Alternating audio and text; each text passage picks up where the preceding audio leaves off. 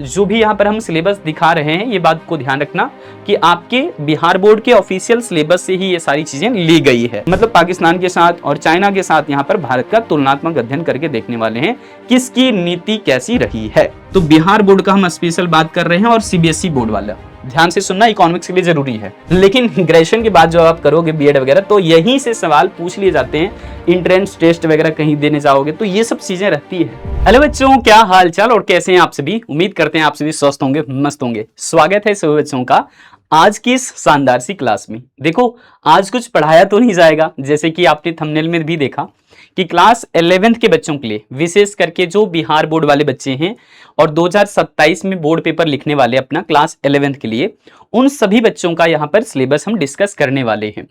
अगर आप हिंदी मीडियम से हैं तो भी आप देख सकते हैं, और अगर आप इंग्लिश मीडियम से हैं तो भी आप देख सकते हैं।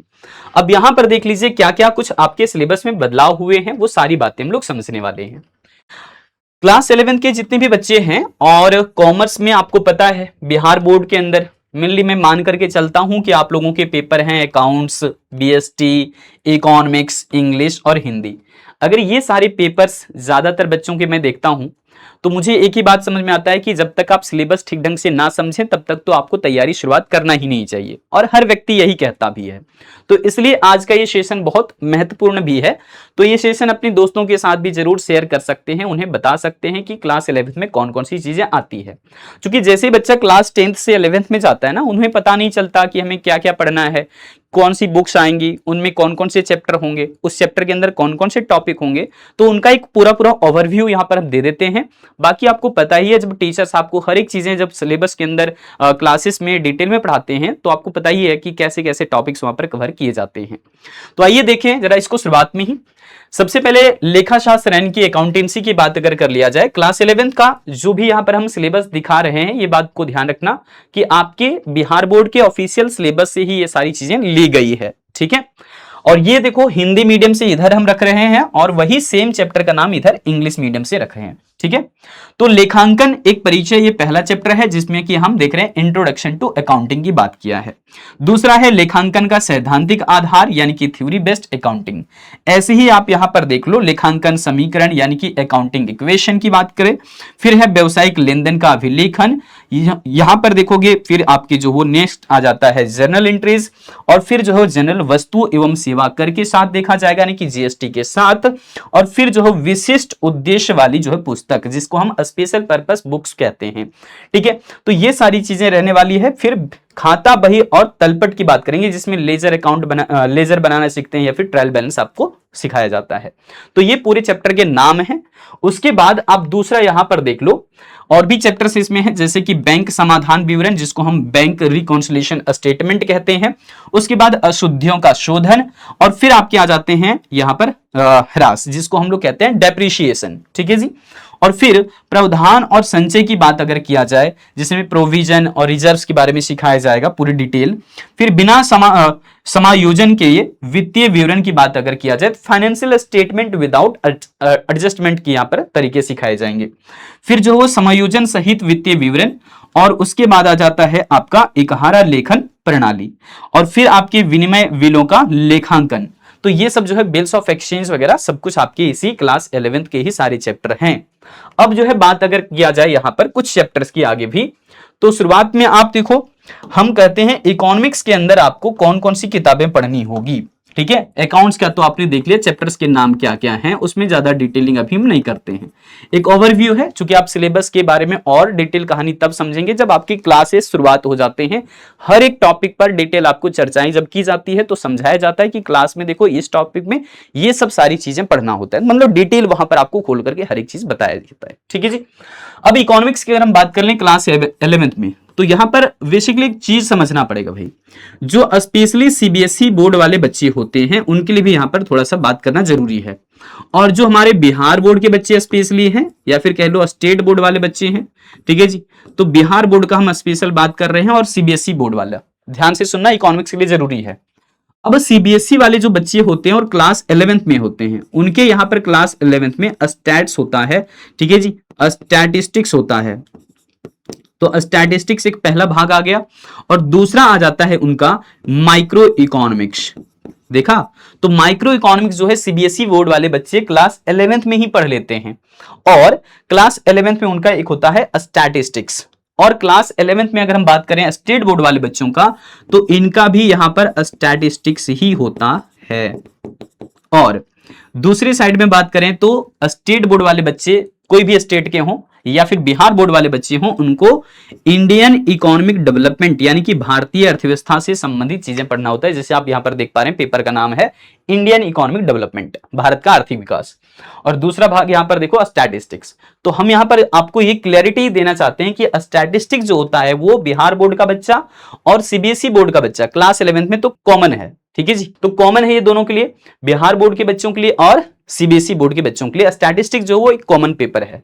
लेकिन माइक्रो और इंडियन इकोनॉमिक डेवलपमेंट, ये देख रहे हो यहां पर डिफरेंट क्यों नजर आ रहा है, क्योंकि बोर्ड से लगे हैं।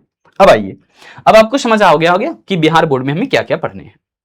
फिर बात अगर किया जाए यहां पर इकोनॉमिक्स के चैप्टर में, तो सबसे पहले परिचय आपको पढ़ाया जाएगा यानी कि इंट्रोडक्शन, फिर डेटा का कलेक्शन कैसे होता है, आंकड़ों को हम संग्रह कैसे करते हैं, उसके बाद आंकड़ों का व्यवस्थीकरण यानी कि ऑर्गेनाइजेशन ऑफ डेटा, जिसमें क्लासिफिकेशन समझेंगे डेटा का, आंकड़ों का प्रस्तुतिकरण जिसमें कि टेबल से, डायग्राम से यहां पर चीजों को एक्सप्रेस किया जाएगा, केंद्रीय प्रवृत्ति की माप में हम लोग मेजर्स ऑफ सेंट्रल टेंडेंसी जहां कह रहे हैं, माध्य, माध्य का बहुलक यानी कि मीन, मीडियन, मोड वगैरह सीखेंगे, जो कि क्लास 10th में आप भी पढ़ा होगा आपने। परिक्षेपण की माप के अंदर आपको मिलेगा, है ना, मेजर्स ऑफ डिस्पर्सन की बात करें तो इसमें ही आप सीखते हैं, आखिर में ये एक स्टेप आगे बढ़ जाता है, यानी कि वही जो पुराना चैप्टर था वो एक स्टेप आगे बढ़ेगा, जिसमें कि आप माध्य विचलन निकालना सीखेंगे, परमाप विचलन निकालना सीखेंगे, स्टैंडर्ड डेविएशन जिसको कहते हैं, ये सब सीखेंगे। सह संबंध देखो बिहार बोर्ड के अंदर स्पेशली सिलेबस में हाईलाइट नहीं किया गया है, लेकिन मैं आपको इस सिलेबस के अंदर ये इसलिए भी करवाता हूं क्योंकि आप क्लास 12th में जब जाते हैं तो डायग्राम में आपको दिक्कत नहीं आना चाहिए, इसीलिए मैं आपको जो है वो सह संबंध वाले टॉपिक भी करवाऊंगा, ठीक है, ये चैप्टर भी कंप्लीट करवाऊंगा। इसके अलावा सूचकांक का भी आपके सिलेबस में कहीं पर जिक्र नहीं है, लेकिन मैं ये चैप्टर भी करवाऊंगा क्योंकि यहां से आप सीखोगे, क्लास 12th के लिए एक पार्ट बहुत इंपॉर्टेंट हो जाता है, इसलिए ये दोनों जब मैं पढ़ाऊंगा तब भी मैं बताऊंगा कि आपके सिलेबस में ये सब नहीं है। अब यहां पर आ जाइए, फिलहाल हम सीखते हैं कि सांख्यिकी के बाद दूसरा जो भाग है अपना भारतीय आर्थिक विकास वाला, इसमें कौन कौन से चैप्टर हैं। तो सबसे पहले इसमें है स्वतंत्रता की पूर्व संध्या पर भारतीय अर्थव्यवस्था। एक तरीके से आप समझ लो सीधी सीधी बात कि भारतीय आर्थिक विकास में आप सीखते हैं कि भारत में कैसी आर्थिक नीतियां अब तक अपनाई गई, हमारे देश में पहले स्थितियां कैसी थी, अब कैसी है, तो ये सारी कहानी यहां पर पूरे पूरे चैप्टर्स में मिल जाता है।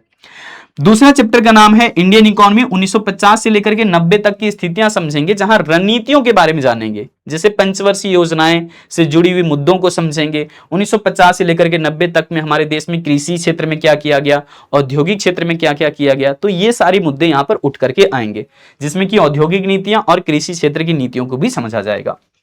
उदारीकरण, निजीकरण और वैश्वीकरण, एक समीक्षा, यानी कि एलपीजी जो आप जानते हो 1991 की पॉलिसी है, जिसमें देश के जो वित्त मंत्री थे वो आपके डॉक्टर मनमोहन सिंह जी थे, है ना, और पीवी नरसिम्हा राव जी प्रधानमंत्री थे।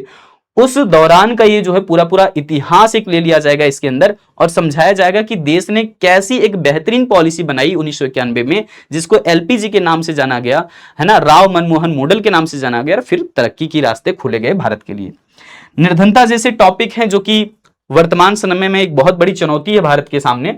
और फिर भारत में मानव पूंजी निर्माण, यानी कि यहां पर human capital formation in India को समझेंगे कि भारत में मानव कैसे मानव पूंजी बनता है, शिक्षा से, स्वास्थ्य से, है ना।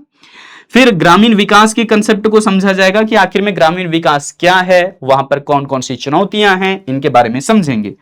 रोजगार, संवृद्धि और औपचारिक मुद्दे, यानी कि एम्प्लॉयमेंट से जुड़ी हुई बातें, जिसमें हम लोग बेरोजगारी के भी अलग अलग प्रकार देखेंगे, ठीक है। और आधारिक संरचना का मतलब इंफ्रास्ट्रक्चर, जैसे रोड, सड़क, है ना, बात करो, है ना, बैंकिंग व्यवस्था की बात कर लो या फिर बिजली व्यवस्था की बात कर लो, तो ये सारे इंफ्रास्ट्रक्चर में यहां पर चर्चाएं करेंगे। ऊर्जा से भी संबंधित होगा। और हम यहां पर बात करने वाले हैं अब पर्यावरण से जुड़ा हुआ, तो पर्यावरण और धारणीय विकास, यानी कि इन्वायरमेंट और सस्टेनेबल डेवलपमेंट, कि कैसे अब हमें तरक्की के रास्ते खोलने चाहिए, हर एक देश को किस मुद्दे पर काम करना चाहिए, क्योंकि वर्तमान में इतने ज्यादा जो है संसाधन हमारे क्षतिग्रस्त हो रहे हैं, धीरे धीरे करके विनाश हो रहा है, अब उनका संरक्षण करने की आवश्यकता है, तो वो सब महत्व हम यहाँ पर सीखने वाले हैं।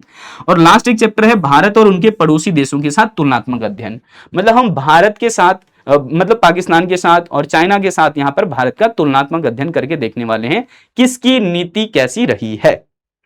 ठीक है, अब हमें सीखना होगा बीएसटी का।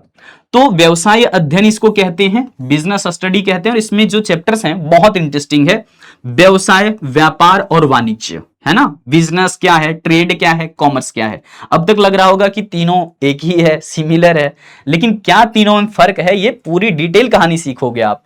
उसके बाद व्यवसायिक संगठन के स्वरूप या आखिर में जो फॉर्म्स ऑफ बिजनेस ऑर्गेनाइजेशन है कितने तरह के होते हैं। ठीक है, एकाकी होता है व्यापार या फिर जो सामूहिक तौर पर व्यापार करते हैं, ये सब सारा यहां पर सीखने को मिलेगा। निजी, सार्वजनिक, यहां पर जो वो भूमंडलीय उपक्रम के बारे में समझोगे, यानी कि ग्लोबल लेवल के इंटरप्राइजेस के बारे में जानोगे। वैश्विक इंटरप्राइजेस भी बोल सकते हो, तो पब्लिक, प्राइवेट और ग्लोबल इंटरप्राइजेस यहां पर आ जाएंगे। व्यावसायिक सेवाएं यानी कि जो है बिजनेस सर्विसेज कैसी है ना, किस किस टाइप की सेवाएं होती है व्यापार के क्षेत्र में, ये सब कुछ यहां पर आ जाएगा। उसके बाद व्यवसाय की उभरती पद्धतियां यानी कि यहां पर इमर्जिंग मोड्स ऑफ बिजनेस के बारे में सीखोगे। फिर जो है वो व्यवसाय का सामाजिक उत्तरदायित्व एवं व्यवसायिक नैतिकता क्या होती है। सो यहां पर सोशल रिस्पॉन्सिबिलिटीज भी आते हैं बिजनेस के अंदर। आपको लगता होगा कि सिर्फ पैसे कमाने हैं, लेकिन ऐसा बिल्कुल भी नहीं है। समाज के प्रति कुछ चीजें हमारी रिस्पॉन्सिबिलिटीज हैं, तो वो सारा चैप्टर यहां पर आ जाता है। ठीक है, फिर कंपनी का निर्माण कैसे होता है, कंपनी एक तैयार कैसी होती है, उसके लिए क्या क्या चीजें हमें जरूरी होती है, वो सब कुछ यहां पर सीखोगे फॉर्मेशन ऑफ कंपनी वाले चैप्टर के अंदर। व्यवसायिक वित्त के स्रोत, यानी कि जब भी हम फाइनेंस की बात करते हैं तो एक कंपनी खड़ा करने के लिए बहुत सारे एसेट्स की जरूरत होती है, पूंजी की आवश्यकता होती है। तो सोर्सेस ऑफ बिजनेस फाइनेंस के बारे में यहां पर आप जानोगे, अलग अलग तरीके देखोगे कि कहां कहां से पैसे जुटाए जा सकते हैं या फिर फाइनेंस जुटाए जा सकते हैं। बात करिए लघु व्यवसाय और उद्यमिता की, यानी कि स्मॉल बिजनेस से लेकर के एंटरप्रेन्योरशिप डेवलपमेंट तक की पूरी चीजें यहां पर आप सीखने वाले हैं। आंतरिक व्यापार जिसको इंटरनल ट्रेड कहते हैं, जो देश के आंतरिक, यहां पर अपने देश की बात किया जाएगा।